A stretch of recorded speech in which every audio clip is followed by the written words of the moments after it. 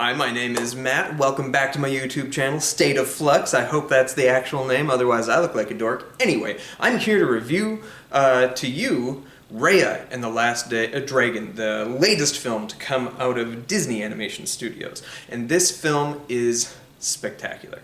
I absolutely loved it and instilled faith in the cinematic experience. See it on the big screen, absolutely, if you can. I know it's available for $30 on Disney+. Skip that, see this cinematically in the theater the way it was meant to be seen. It is a gorgeous film. The animation is so strong, and they use multiple different types of animation styles to tell the story and communicate different perspectives from time to time. When they go into flashback, when they go into the mind's eye of what's going to happen in a scene, is really creative elements to this film. This film, Raya and the Last Dragon, follows Raya and her father, who live in this kingdom that there's been a fracturing, and the one kingdom broke into 5 different mini-kingdoms. The father decides to try and reunite these kingdoms and settle differences and stuff like that. If you're hearing a weird noise, it's my cat. But anyway, he's a good dude. His name's Loki. He's mischievous. So you'll hear him from time to time. Anyway. There's a fracturing. Father tries to unite people, but something terrible goes wrong, which leads to the world being left a desolate wasteland. And Raya sets out on a quest to find the last dragon amidst all this world that is now filled with evil droons. These are sort of scary boogeyman monsters that leave people turned to stone. This is a more intense film than Disney typically puts out. It sort of skews for an older audience, as Frozen 2 did. Frozen 2 definitely required a more mature audience to really appreciate that film. I think this one requires the same because it's both intense in action, a little bit with violence and some scary imagery, but it also requires like emotional maturity to understand the interplays that happen particularly towards the end of the film.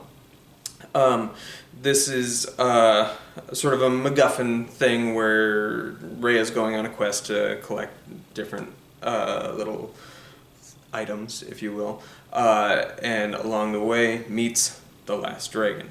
That's sort of where I'm going to stop explaining things. I don't want to spoil anything beyond that, but this film is quite lovely and has excellent voice work from Kelly Marie Tran.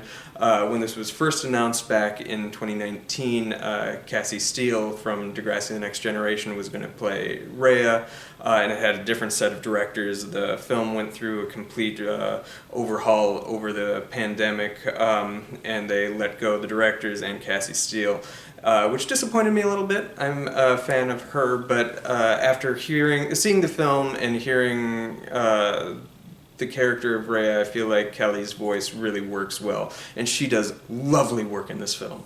As I've stated before, the animation is great. The first act is super strong and really pulls you into this mythical world, and makes you just want to see more of it.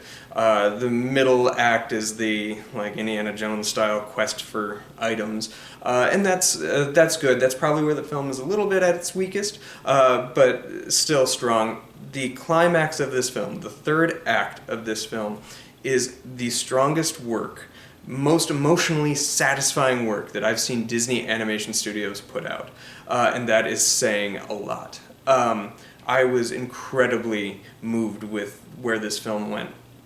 I also want to give a tip of the hat to the animators for sort of borrowing not necessarily the style, but the essence of Hayao Miyazaki's work in Studio Ghibli. This film kind of adopts a lot of Miyazaki's and sort of the early sensibilities of those early films of Hayao Miyazaki. I feel like this film would pair well with Nausicaa of the Valley of the Wind, one of his more underrated and understated films in a lot of ways.